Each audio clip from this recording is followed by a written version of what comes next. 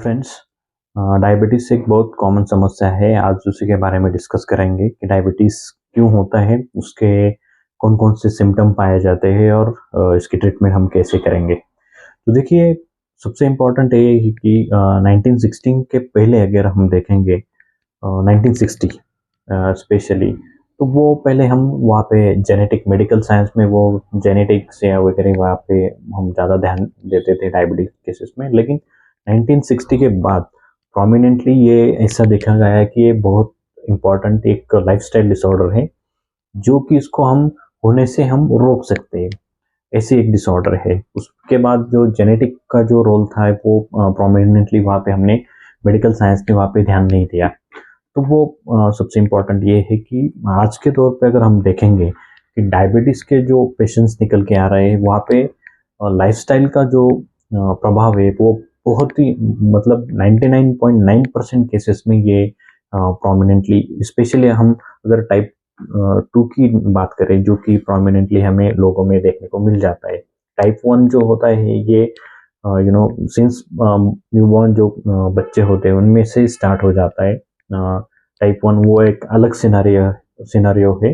Type 2 की यहाँ पे हम बात कर रहे हैं। टाइप 2 में जो जनरली प्रोमिनेंटली जो कॉजेज़ देखे गए, तो उसमें सबसे इम्पोर्टेंट है लाइफ़स्टाइल डिसऑर्डर्स। उसमें जो लैक ऑफ एक्सरसाइज और डाइट, ये दो महत्वपूर्ण जो कॉजेज़ है, वहाँ पे अगर पेशेंट का कंट्रोल नहीं है, ओबेस होता जा रहा है, वो मोटापा पेशेंट में है, तो ये जनरली लेटर स्टेज में वहाँ पे पेशेंट को डायबिटीज़ होने की संभावना बहुत बढ़ जाती है। इसमें अगर वो वर्किंग है, यानी कि ऑफिशियल वर्कर्स जो होते हैं वहाँ पे हम और उन लोगों में वो अगर एक्सरसाइज के ऊपर ध्यान नहीं देते हैं, डाइट के ऊपर ध्यान नहीं देते हैं, तो उन लोगों में जो चांसेस होते हैं डायबिटीज़ के वो बहुत बढ़ जाते हैं। इसके अलावा जिन लोगों को डायबिटीज़ होती है, तो उन लोगों में हाइपरटेंशन के चांसेस बहुत ज़्यादा मात्रा में हो जाते हैं। अगर डायबिटीज़ हो जाती है, उसके साथ हाइपरटेंशन है, तो सबसे इम्पोर्टेंट ये है कि आप शरीर में एक कोमॉर्बिडिटी तैयार कर रही है। तो इसका आगे जाके प्रॉब्लम आपको आएगा जब अगर आपको कुछ कॉम्प्लिकेशंस हो जाते हैं, डिजीज़ हो जाता है, इन्फेक्शियस डिसीज़ हो जाता है, समझो अगर आपको निमोनिया हो जाता है, तो इन कोमॉर्बिडिटीज़ को साथ में रख के हम ट्रीटमेंट को करना बहुत मुश्किल हो जाता है। कई बार कोमॉर्बिडिटी अगर रहती है, तो जो कॉम्प्लिकेशंस होते हैं वो पेशेंट को झेलने पड़ सकते हैं। तो इसीलिए ये समझना बहुत इम्पोर्टेंट है कि डायबिटीज़ को हम रिवर्सल कैसे कर सकते हैं।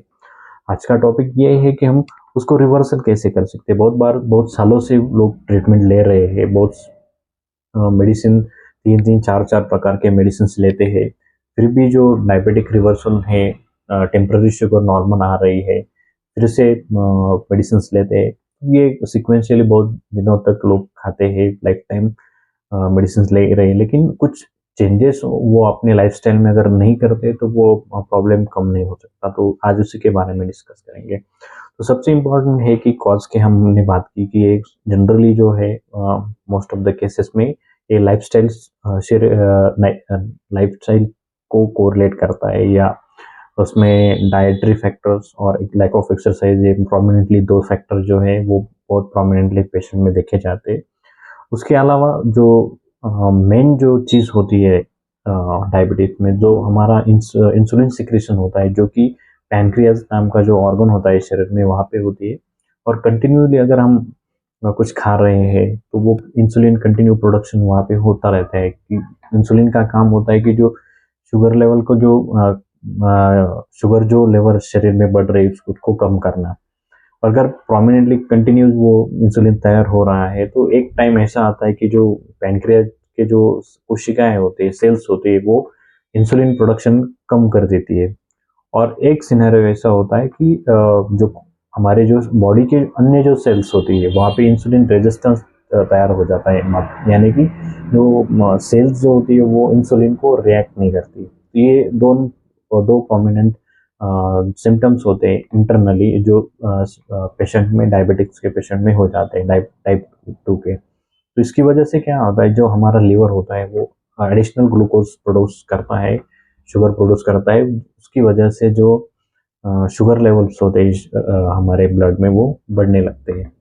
तो इसको अगर सबसे इम्पोर्टेंट ये ध्यान यहाँ पे रखना बहुत इम्पोर्टेंट है, अगर हम वहाँ पे इंसुलिन प्रोडक्शन कम हो रहा है, मतलब सिक्रीशन कम हो रहे हैं, अगर वहाँ पे हम कुछ इनिशियल लेवल पे अगर पेशेंट के प्रॉपर इन्वेस्टिगेशन कर देते हैं, या इनिशियल फेजेस में अगर पेशेंट है तो हम उसको विदाउट मेडिसिन डाइटरी फैक्टर पे हम वो पे कंट्रोल कर सकते हैं। लेटर स्टेज में ऐसा हो जाता है, पेशेंट ने अगर वहाँ पे परहेज नहीं की, प्रॉपरली वो डाइट नहीं ले रहे हैं, या कुछ चीज़ों के ऊपर वहाँ पे निर्बंध नहीं लगा रहे डाइटरी फैक्टर में, तो वहाँ पे आपको मेडिसिन की ज़रूरत पड़ सकती है। इसके अलावा जो डाइट एंड एक्सरसाइज फैक्टर करना बहुत वहाँ पे इम्पोर्टेंट हो जाता है मेडिसिन के साथ। उसके अलावा होम्योपैथी में बहुत सारे मेडिसिन इसके लिए है, वहाँ पे आप वो लॉन्ग टर्म के लिए अगर आप ये ले रहे हैं तो आप डेफिनेटली वहाँ पे होम्योपैथी प्रेफर कर सकते हैं। जो क्योंकि डायबिटीज़ की जो दवाई होती है वो बहुत दिनों तक चलती है मॉडर्न मेडिसिन में। यहाँ पे अगर प्रोमिनेंटली अगर आप वहाँ पे आपके डाइट और एक्सरसाइज के ऊपर आप ध्यान देंगे तो डेफिनेटली विदाउट मेडिसिन कुछ दिनों तक हम होम्योपैथिक मेडिसिन पेशेंट में देते हैं, उसके बाद वहाँ पे वो भी कम कर देते हैं। तो यहाँ पे ऐसा मैनेजमेंट होता है होम्योपैथी में। मॉडर्न मेडिसिन में वो कंटिन्यूसली आपको लेना पड़ता है।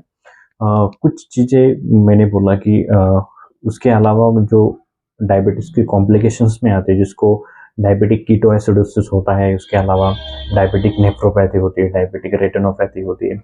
उसमें बहुत सारे पेशेंट को दिखने में प्रॉब्लम आ जाता है, जो रेटिना होता है, जो कि हम जो प्रॉपरली देख सकते हैं उसके लिए वो रिस्पॉन्सिबल होता है। अगर वहाँ पे ग्लूकोज प्रोडक्शन कंटिन्यू बढ़ रहा है, शुगर लेवल कंटिन्यूसली हमारे ब्लड में बढ़ रही, तो वहाँ पे आंखों को प्रॉब्लम आ जाएगा। तो आंखों की रोशनी के वहाँ पे आपको ब्लाइंडनेस के ऐसे सिम्टम्स वहाँ पे आ सकते हैं। इसके अलावा जो किडनी के जो सिम्टम्स होते हैं पेशेंट को वो आ सकते हैं। इसके अलावा कीटोएसिडोसिस जो कि लिवर का कॉम्प्लिकेशंस होता है वो भी पेशेंट में बढ़ जाता है। तो डायबिटीज़ को लेके जो कॉम्प्लिकेशंस है वो बहुत कॉम्प्लिकेटेड होते हैं। कई बार पेशेंट को अगर डायबिटीज़ और हार्ट के कोलेस्ट्रॉल का अगर प्रॉब्लम है, हार्ट की बीमारियां है, हाइपरटेंशन है, तो कई बार पेशेंट में गैंग्रीन वगैरह हो सकता है, जो कि हमारे पैर में बहुत सारे पेशेंट को हमने देखे कि बहुत बड़े बड़े अल्सर हो जाते हैं, वो कंटिन्यूस ट्रीटमेंट के बावजूद वो रिकवर नहीं हो पाते।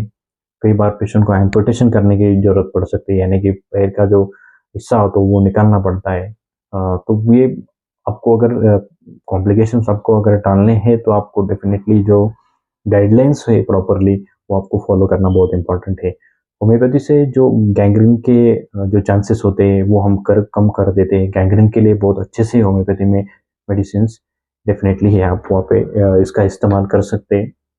इसके अलावा जो चीज़ें गाइडलाइंस यानी कि डाइट और एक्सरसाइज का बहुत इंपॉर्टेंट रोल है। आप कौन सी भी मेडिसिन ले, या चाहे वो एलोपैथी है, चाहे पे वो होम्योपैथी है, आयुर्वेद है, इसके साथ आपको डाइट और एक्सरसाइज का जो रोल है वो अनिवार्य रहेगा अगर आपको उससे छुटकारा पाना है तो।